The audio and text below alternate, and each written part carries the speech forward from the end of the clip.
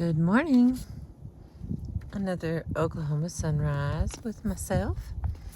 Here we go. This has a picture.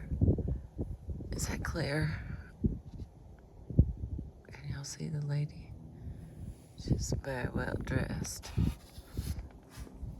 And it is Calamity Jane with Rifle from the Montana Historical Society, Helena, Montana. It's a little bit windy today, so I'm hoping that it isn't too bad when I listen back to us. All right, this next chapter that they've labeled Chapter 5 is titled Storytellers. Storytelling is a long-standing tradition in the American West. Stories and storytelling have always been important. Stories and storytelling have always been important ways for new arrivals and old-timers to find common ground. Through stories, women have taught each other ways to survive and ways to overcome difficulties.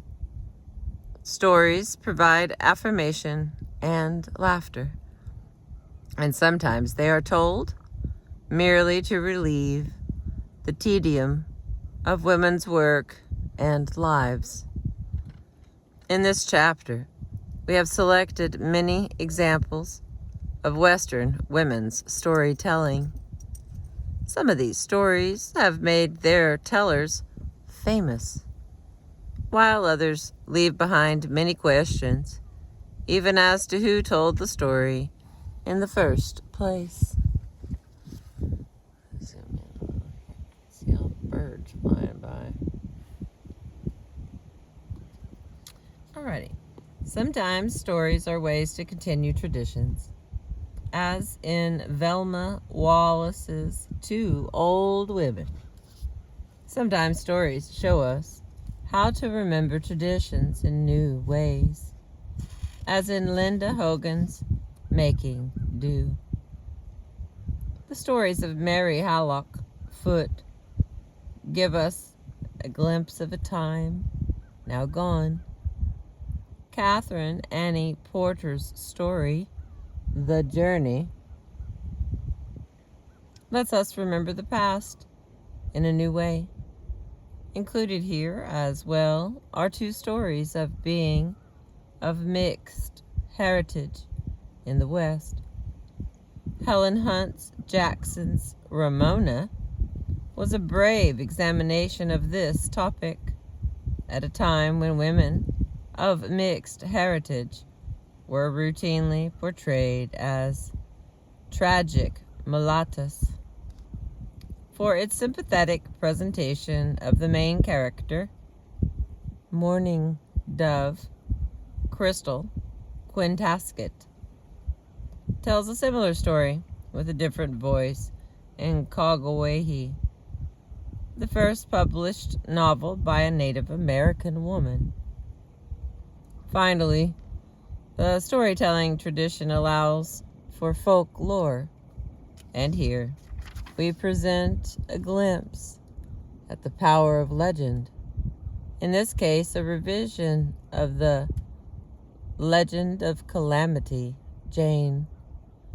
In these renderings of women's storytelling are glimpses of another kind of woman's literary tradition, one which is inherited woman to woman, and which only sometimes gets translated to paper so that the story outlives its teller.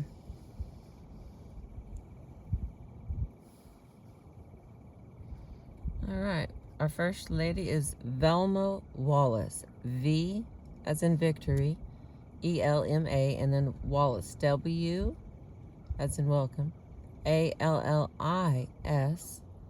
Born in 1969, and then there's just a dash, and we don't know when she died. Hallelujah. Oh, it's so beautiful here today. Birds are all like, birding. Critters be crittering. It's a good place to be. This is the story of two old women long before the arrival of an outside culture. According to Velma Wallace, it has been handed down from generation to generation, from person to person, to my mother, and then to me, ... The point of the story remains the way Mom meant for me to hear it. Velma Wallace grew up one of 13 children in a Greenwich, one of the 11 distinct ethnic peoples of Alaska family near Fort Yukon, Alaska. Ah, baby. She retells an old Athabascan story from the remote Yukon River region of northeast Alaska. Two old women tells of Cheddigizgak and Sa, abandoned by their tribe because food is scarce and the old seem a burden on the young. At first, the old women believe they will die. They feel betrayed and are fearful of the death that must soon come. Yet, day by day, they survive by ingenuity and cleverness and a stubborn refusal to let death overtake them. When the tribe returns in the spring from its winter journey, the two old women are reunited with the children who abandoned them and with the people who consented to let them die. The story of the two old women teaches that the old have inner strength and independence, and that the young, when they would lose the burdens of caring for the aged, lose something of themselves.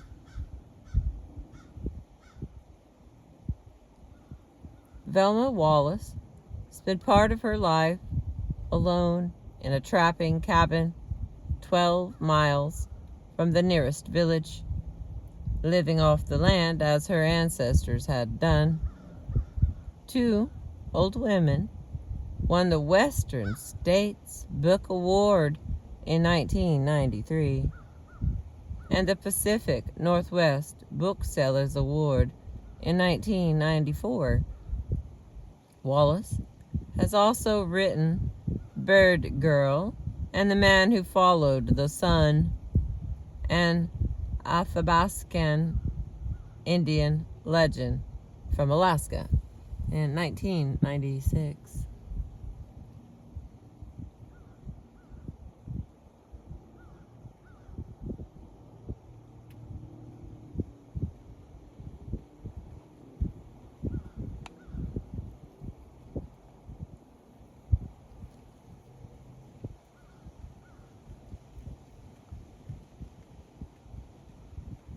Tell that wind is picking up, but at this present moment I can't seem to help. Let's see if that helps, but I won't know, you see. I won't know if it helped until much, much later.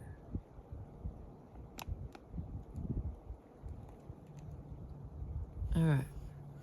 Oh lordy, that is as crooked as it can be. Well, we're gonna put it this way. It's cold, and so my $high phone is it's all like time for an upgrade. Okay, let's see. I'm telling you, that looks crooked to me, but with the lumps on the horizon there. Okay, I'm gonna carry on and hope like hell that it ain't too windy. An Alaskan legend.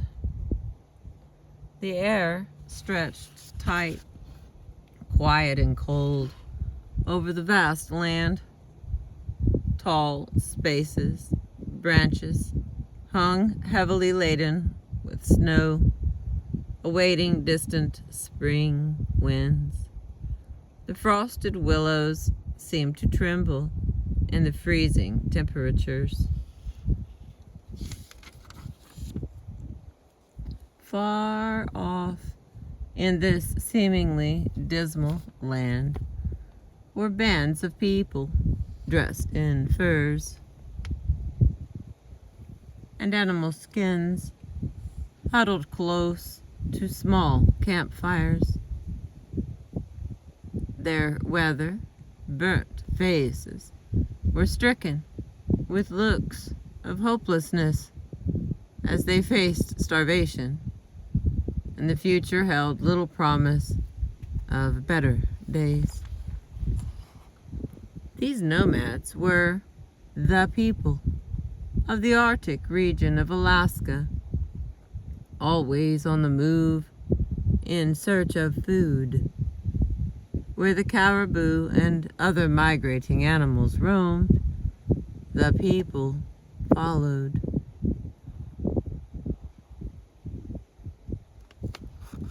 But the deep cold of winter presented special problems. The moose, their favorite source of food, took refuge from the penetrating cold by staying in one place, and were very difficult to find. Smaller, more accessible animals such as rabbits and tree squirrels could not sustain a large band such as this one.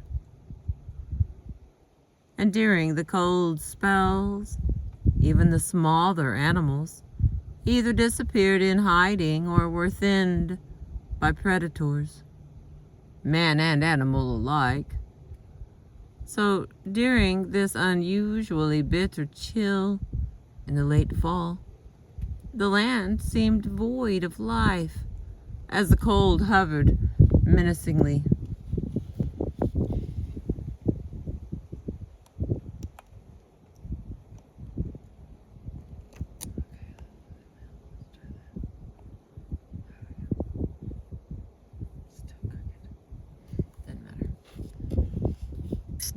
During the cold, hunting required more energy than at other times. Thus, the hunters were fed first, as it was their skills on which the people depended. Yet, with so many to feed, what food they had was depleted quickly. Despite their best efforts, many of the women and children suffered from malnutrition, and some would die of starvation. In this particular band were two old women cared for by the people for many, many years. The older woman's name was Chai, for she reminded her parents of a chickadee bird when she was born.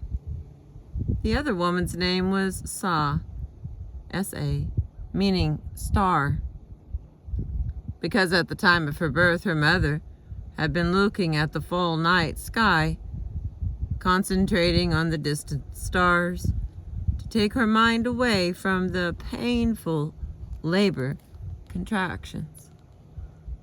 The chef would instruct the younger men to set up shelters for these two old women each time the band arrived at a new campsite, and to provide them with wood and water. The younger women pulled the two elder women's possessions from one camp to the next, and in turn, the old women tanned animal skins for those who helped them. The arrangement worked well. However, the two old women shared a character flaw unusual for people of those times. Constantly, they complained of aches and pains, and they carried walking sticks to attest to their handicaps. Surprisingly, the others seemed not to mind, despite having been taught from the days of their childhood that weakness was not tolerated among the inhabitants of this harsh motherland.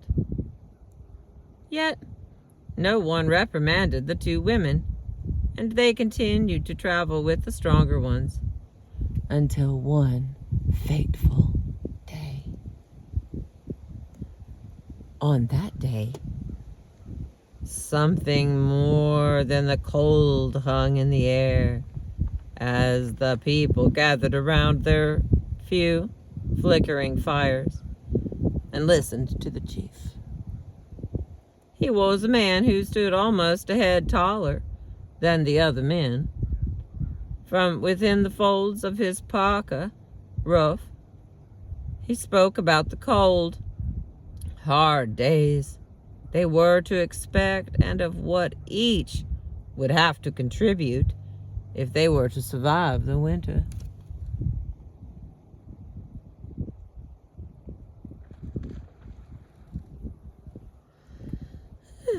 Then, in a loud, clear voice, he made a sudden announcement. "The council and I have arrived at a decision." The chief paused. The chief paused as if to find the strength to voice his next words. "We are going to have to leave the old ones behind." Now we're back to this ginormous ... that signifies we've moved to a different part of the story. Alright, so we've skipped ahead. The large band of famished people slowly moved away, leaving the two women sitting in the same stunned position on their piled spruce boughs. Their small fire cast a soft orange glow onto their weathered faces. A long time passed before the cold brought Chai out of her stupor. She was aware of her daughter's helpless gesture, but believed that her only child should have defended her, even in the face of danger. The old woman's heart softened as she thought of her grandson. How could she bear hard feelings toward one so young and gentle? The others made her angry, especially her daughter. Had she not trained her to be strong? Hot, unbidden tears ran from her eyes.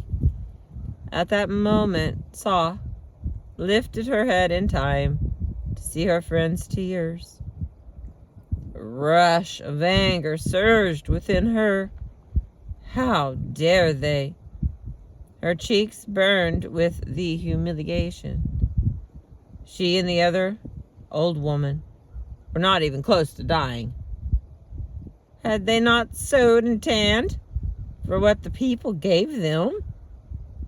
They did not have to be carried from camp to camp. They were neither helpless nor hopeless. Yet they had been condemned to die. And the next ... The moonlight shone silently upon the frozen earth as life whispered throughout the land, broken now and then by a lone wolf's melancholy howl. The women's eyes twitched in tired, troubled dreams, and soft, helpless moans escaped from their lips.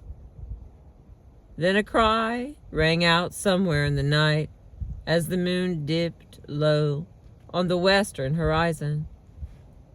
Both women awoke at once, hoping that the awful screech was part of her nightmare. Again, the wail was heard. This time the women recognized it as the sound of something caught in one of their snares. They were relieved, fearing that other predators would beat them to their catch The women hurriedly dressed and rushed to their snare sets. There they saw a small, trembling rabbit that lay partially strangled as it eyed them warily. Without hesitation, Saw went to the rabbit, put one hand around its neck, felt for the beating heart, and squeezed until the small, struggling animal went limp. After Saw reset the snare, they went back to the camp, each feeling a thread of new hope. Morning came, but brought no light to this far northern land. Chai awoke first. She slowly kindled the fire into a flame as she carefully added more wood. When the fire had died out during the cold night, frost from their warm breathing had accumulated on the walls of caribou skins. Sighing in dull exasperation, Chai went outside where the northern lights still danced above and the stars winked in great numbers. Chai stood for a moment, staring up at these wonders. In all her years, the night sky never failed to fill her with awe. Dot, dot, dot.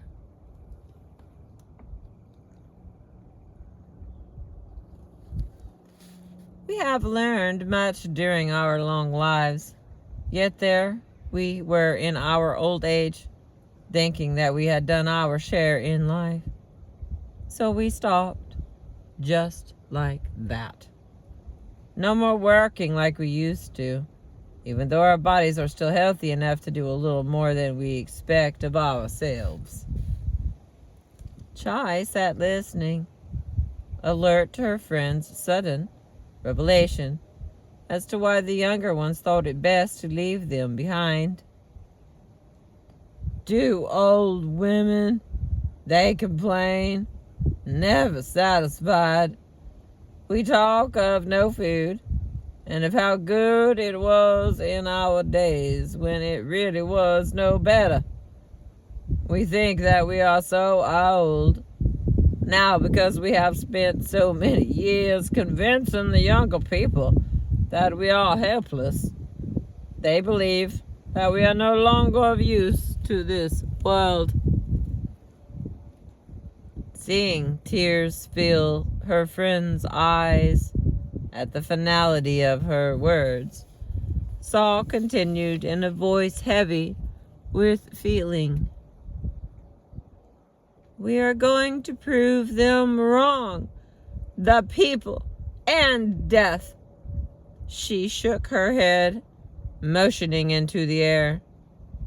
Yes, it awaits us, this death, ready to grab us the moment we show our weak spots. I fear this kind of death more than any suffering you and I will go through. If we are going to die anyways, let us die trying.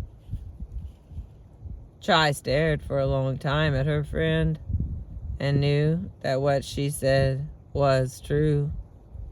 That death surely would come if they did not try to survive. She was not convinced that the two of them were strong enough to make it through the harsh season. But the passion in her friend's voice made her feel a little better. So instead of feeling sadness because there was nothing further they could say or do, she smiled. I think we said this before and we'll probably say it many more times, but yes, let us die trying. And with a sense of strength filling her like she had not thought possible, Saw returned the smile as she got up to prepare for the long day ahead of them. Alright, dot. We're here on page 193. Many days went by before the women caught more rabbits. It had been It had been some time since they had eaten a full meal. They managed to preserve their energy by boiling spruce boughs to serve as a minty tea, but it made the stomach sour. Knowing it was dangerous to eat anything solid after such a diet, the two women first boiled the rabbit meat to make a nourishing broth, which they drank slowly. After a day of drinking the broth, the women cautiously ate one ham off a rabbit. As the days passed, they allowed themselves more portions, and soon their energy was restored. With wood piled high around the shelter, like a barricade, the women found that they had more time to forage for food. The hunting skills they learned in their youth re-emerged, and each day the women would walk further from the shelter to set their rabbit snares and to keep an eye out for any other animals small enough to kill. One of the rules they had been taught was that if you set snares for animals, you must check them regularly. Neglecting your snare line brought bad luck. So despite the cold and their own physical discomforts, the two women checked their snares each day and usually found a rabbit to reward them.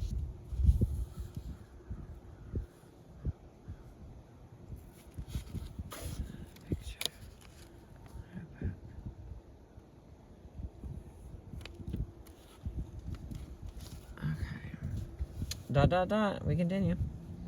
Looking into the air, Chai took note of a warmth in the air. The weather gets better. Saw said softly, and the older woman's eyes widened in surprise. I should have noticed. Had it been cold, I would have frozen in my position of a sneaky fox.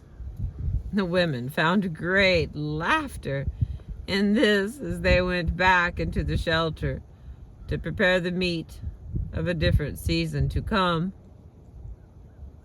After that morning, the weather fluctuated between bitter cold and then warm and snowy days. That the women did not catch another bird failed to dampen their spirits, for the days gradually grew longer, warmer, and brighter.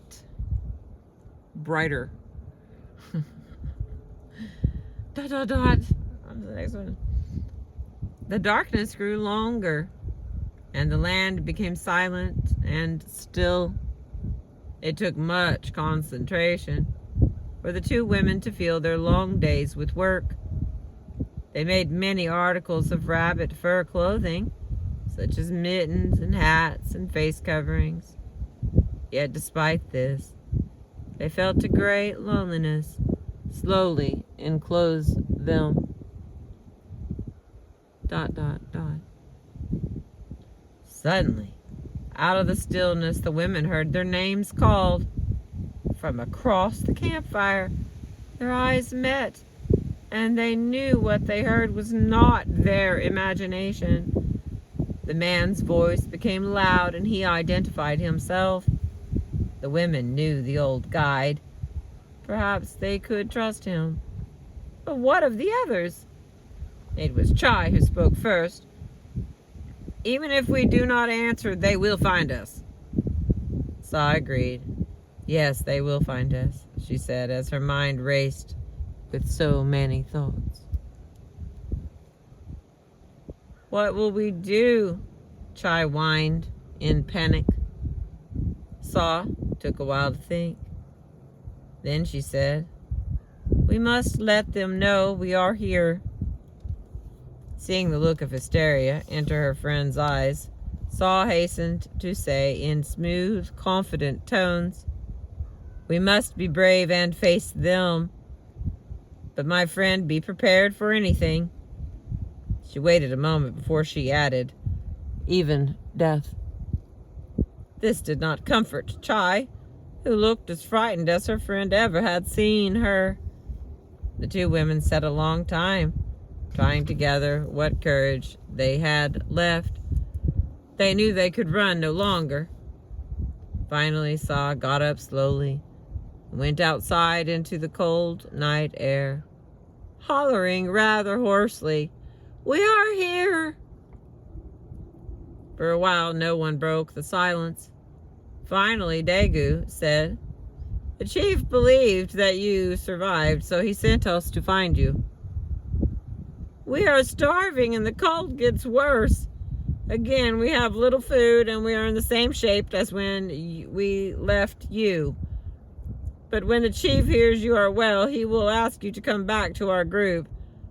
The chief and most of the people feel as I do. We are sorry for what was done to you." As he spoke, Daegu realized that in these two women, whom he once thought of as helpless and weak, he had rediscovered the inner strength that had deserted him the winter before. Now, somehow he knew that he never would believe himself to be old and weak again. Never. ...